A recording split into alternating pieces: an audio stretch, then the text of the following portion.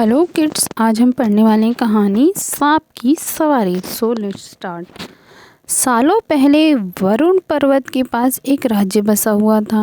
उस राज्य में एक बड़ा सा सांप मंदविष भी रहता था। बूढ़ा होने की वजह से वह आसानी से अपना शिकार ढूंढ नहीं पाता था। एक दिन उसने तरकीब सोची।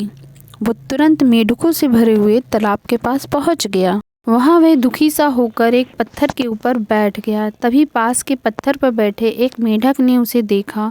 उस मेंढक ने थोड़ी देर बाद सांप से पूछा, चाचा क्या बात है, आज आप खाने की तलाश नहीं कर रहे हैं, अपने लिए भोजन नहीं जुटाएंगे? इतना सुनते ही सांप ने रोनी सी सूरत बनाकर मेंढक को कहानी सुनाई। सांप ने कहा, मैं आज भोजन की तलाश में किसी मेंढक के पीछे पीछे जा रहा था। अचानक से मेंढक ब्राह्मणों के झुंड में जाकर छुप गया।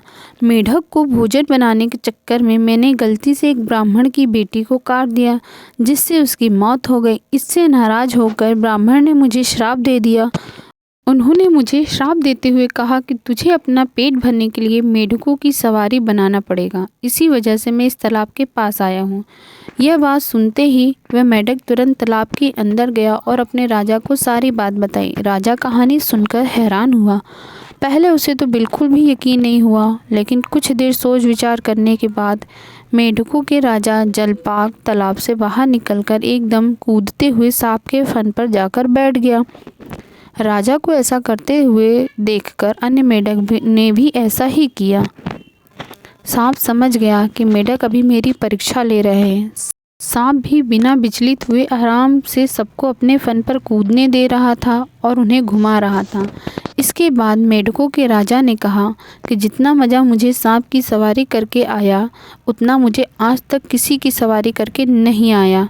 मेंढकों का भरोसा जीतने के बाद अब धीरे धीरे सांप रोज मेंढकों की सवारी बनने लगा। कुछ दिन बाद चतुर सांप ने अपने चलने की गति थोड़ी धीमी कर दी। यह देखकर मेंढकों के राजा जलपाक ने पूछा, हे सर्प, तुम्हारी चाल इतनी धीमी क्यों है? के जवाब में सांप ने कहा, एक तो मैं बूढ़ा हूँ और ब्राह्मण के श्राप की वजह से बहुत दिनों से भूखा भी हूँ।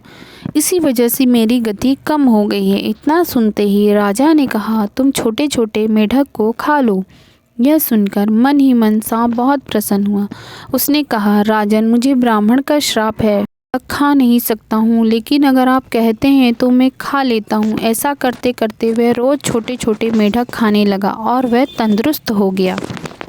अब सांप को रोज बिना किसी मेहनत के खाना मिल रहा था। सांप काफ़ी प्रसन्न था। मेंढक सांप की चाल अब तक नहीं समझ पाए थे। मेंढक के राजा को भी सांप की साजिश की भनक नहीं लगी।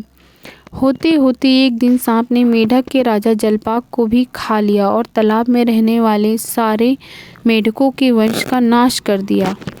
कहानी से सीख, किसी भी शत्रु की बात का जल्दी से भरोसा नहीं करना चाहिए। इससे खुद की और अपने लोगों की हानि होना निश्चित है। कहानी पसंद आई हो तो लाइक्स और सब्सक्राइब कर दें। Thanks for watching video. Likes